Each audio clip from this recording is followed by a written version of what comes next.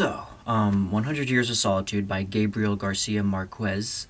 which came out in 1967, tells the story of the Buendia family. I hope I'm pronouncing that right, which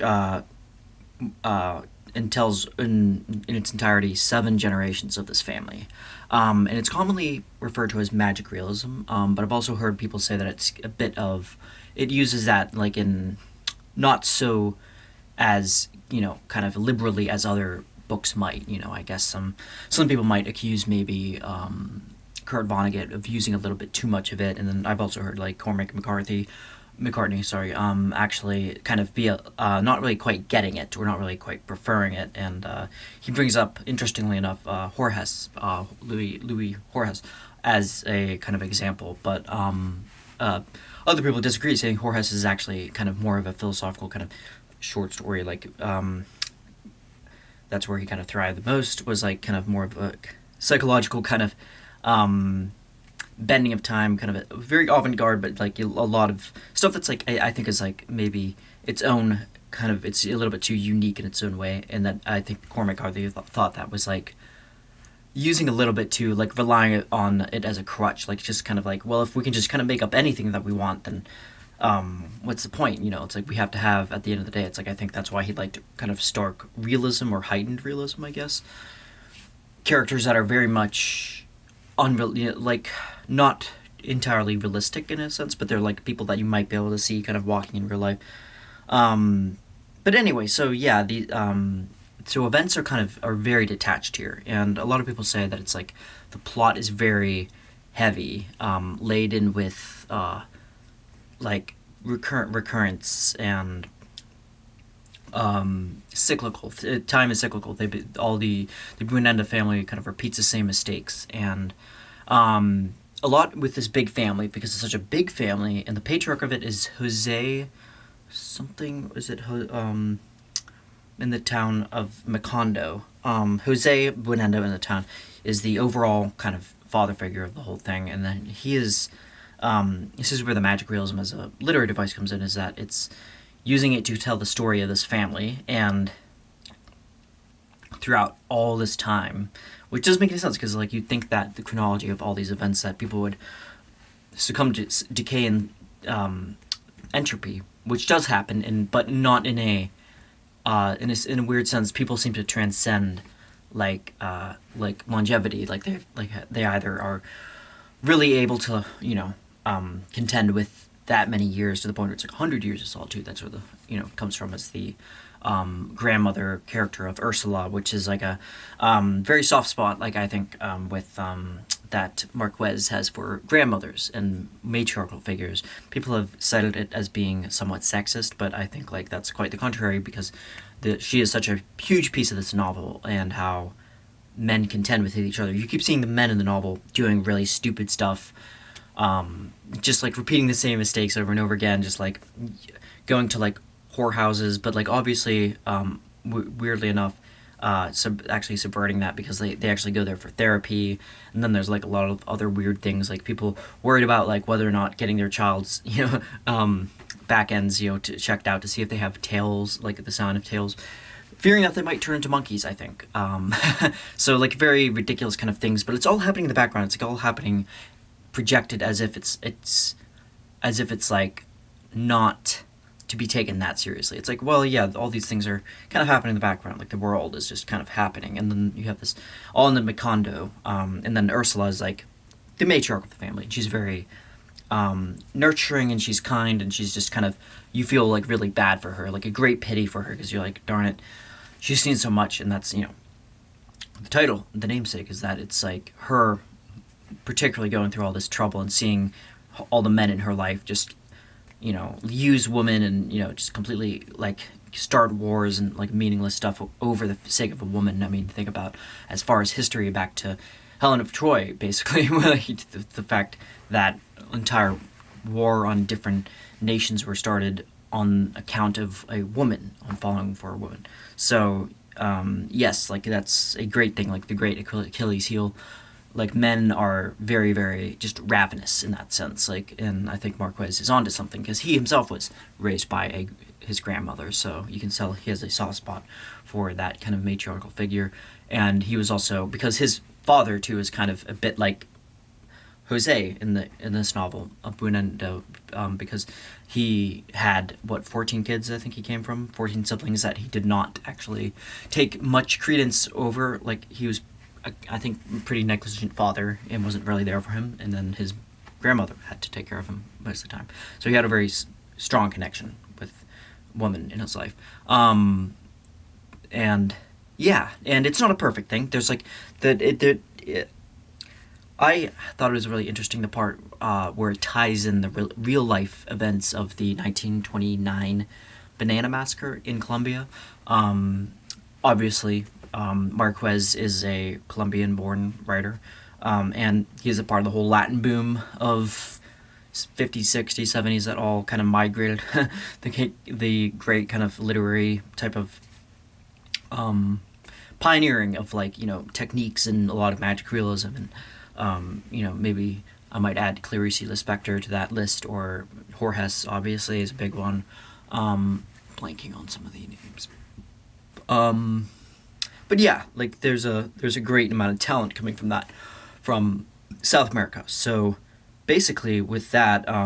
the Banana Massacre is like kind of happening in the background too, along with these things, and that's why magic realism is kind of accused as being kind of a device that kind of allows you to do all this stuff. Like, you're like melding in a melting pot of all this different information. You might call it information overload. But yeah, stuff that happens in real life, like the Banana Massacre, like a tragic, obviously,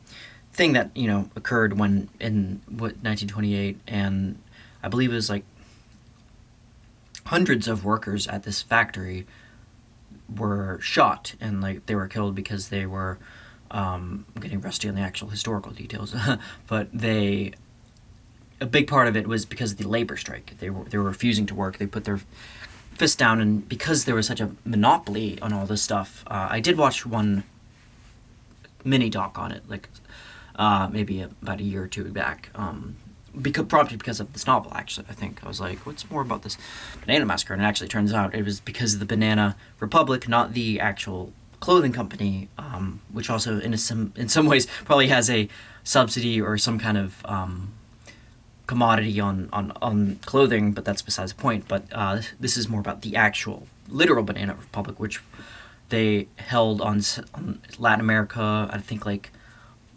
mostly South America, but like I think somewhat around the world too, with like the US had a relationship with, there was a lot of kind of, because bananas were such a big commodity, they were hot, they were everywhere, especially not the plantain variation of it, the iteration of the kind of nutty, tasteless, really unsweet, kind of hard to eat, but the genetic strain, as it might say, of the banana that we see today, of like, I think, what was it called, the something banana, there's a name for it, like there's a name for that type of banana, but anyway, I'm way off track here, but that's this tragedy is happening kind of in the background, and like these people lose their lives, and it's kind of a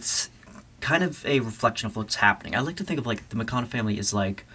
he's built this place. So I forgot to mention, the whole reason the McConaughey family exists is because he actually dreams of this place that has, the patriarch of the family, Jose, dreams of this place that has that's surrounded by 4 walls of water, I think, or just water in general. It could be some kind of heliocentric dome, I'm not sure, but it's very dreamlike. Again, magic realism. These things these aren't literally possible, but it's like stuff that's like, that you can kind of dream imagery kind of juxtapose onto the narrative without really being too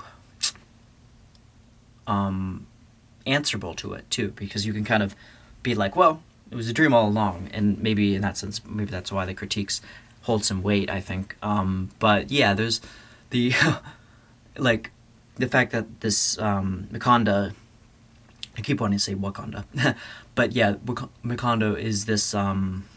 society where the main patriarch is basically trying to create a little space for himself to withdraw and like keep writing the like the biography of his life, or the autobiography of like the Bunendo family in general, I think, and he's like greatly, it's, that again, with if it's not male, the masculine characters in this,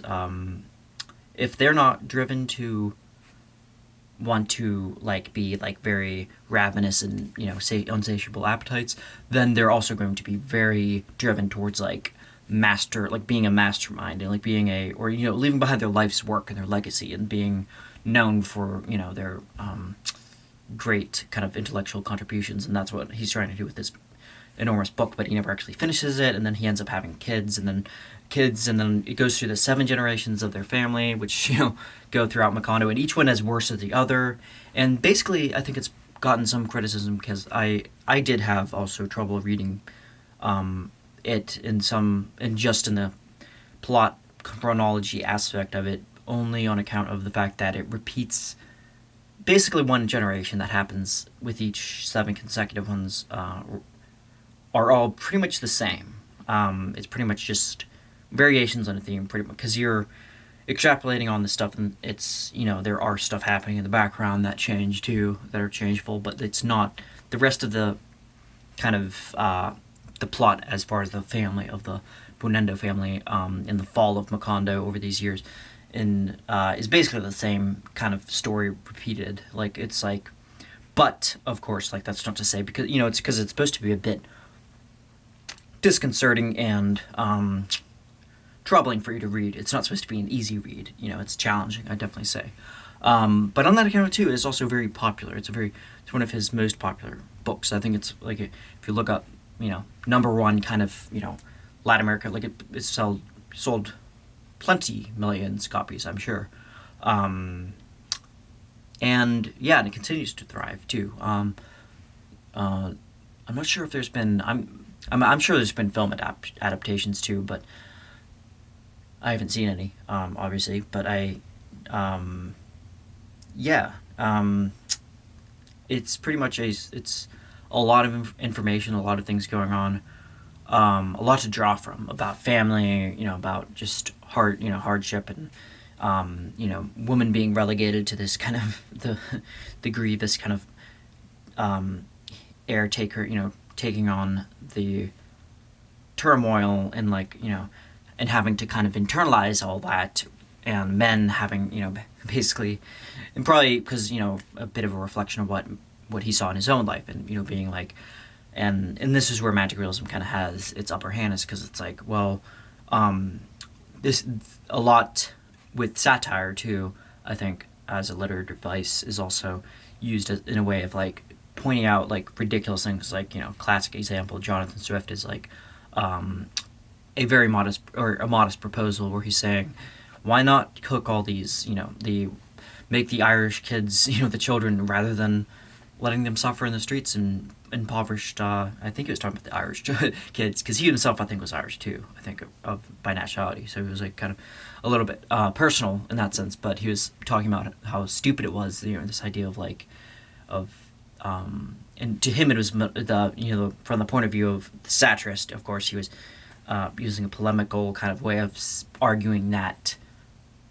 you know, it was a modest proposal because cooking and eating our, you know, young kids was pretty much not all that different from what they were, you know, the English kind of parliament might have been proposing at the time, or whatever government. I'm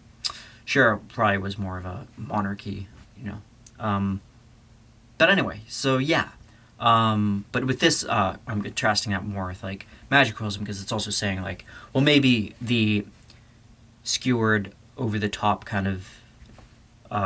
family that you see here is, you know, and the degradation of family too isn't too much of a far cry from what's actually happening. So yeah, that is all for 100 Years of Solitude. Gabriel García Márquez. Thanks for watching.